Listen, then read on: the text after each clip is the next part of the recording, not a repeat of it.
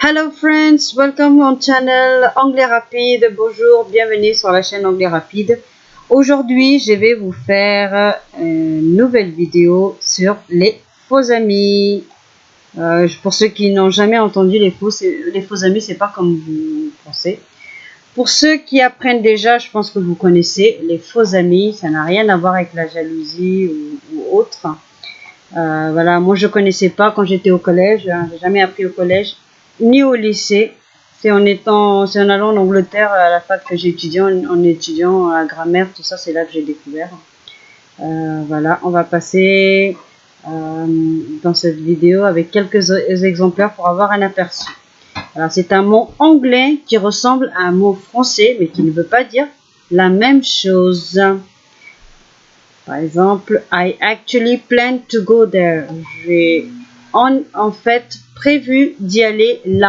C'est pas comme vous dites, comme vous pensez. Par exemple, j'ai actuellement planifié pour aller là-bas. C'est pas ça.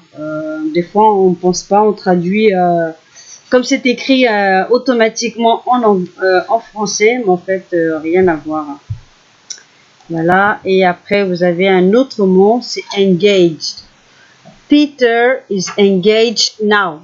Peter est en couple ou fiancé maintenant. C'est pas il est engagé comme on peut penser, comme ça peut vouloir dire la définition en français. Après, vous avez eventually.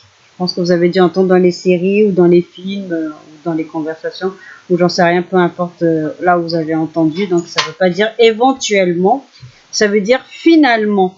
He eventually bought this picture. Il a finalement acheté ce tableau.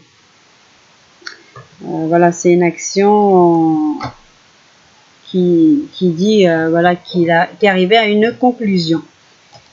Et un autre mot que vous avez dû entendre, library. Library, c'est pas comme en français, librairie, c'est bien au contraire, c'est la bibliothèque. La bibliothèque en anglais, c'est library, c'est bibliothèque, et pour la librairie en anglais, on dit bookshop. Today I'm going to the library. Aujourd'hui, je vais à la bibliothèque.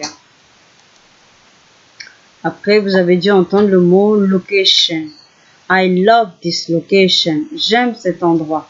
C'est pas la location de voiture ou autre définition comme en français. Donc, ça précise un endroit, un lieu.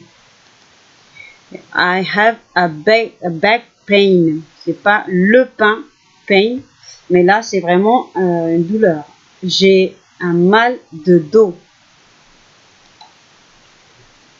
Et this cat needs to rest. Ce chat a besoin de se reposer. Rest. Voilà, ça veut dire se reposer.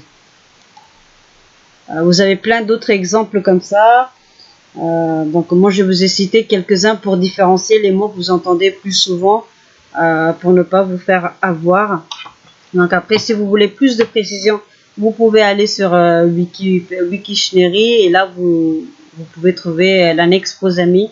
Alors là vous avez toute une liste dans l'ordre alphabétique de A à Z que vous pouvez trouver, ou sinon vous avez aussi le site faux amis que j'ai noté. Vous pouvez faire un petit tour, surfer dessus pour voir. Pareil, vous avez plein de listes qui sont utiles, donc vous pouvez faire comme un jeu et utiliser à parler avec vos enfants ou même à reconnaître en écoutant des séries ou un film, peu importe. Voilà. J'espère que cette vidéo vous a été utile. Vous pouvez partager autour de vous pour des amis qui ne connaissent pas. Et puis laisser des commentaires, des conseils ou des idées. N'hésitez pas à me dire ce que vous voulez comme vidéo. J'essaierai de faire. Voilà. Et puis faites un pouce bleu si vous aimez. Et puis n'oubliez pas de vous abonner pour une nouvelle vidéo. En attendant, avancez pour réussir, prenez votre temps, ne vous précipitez pas dans les temps morts, écoutez les podcasts, les chansons, tout ce que vous voulez pour progresser et vous arriverez, restez toujours positif. En attendant, je vous dis bye bye.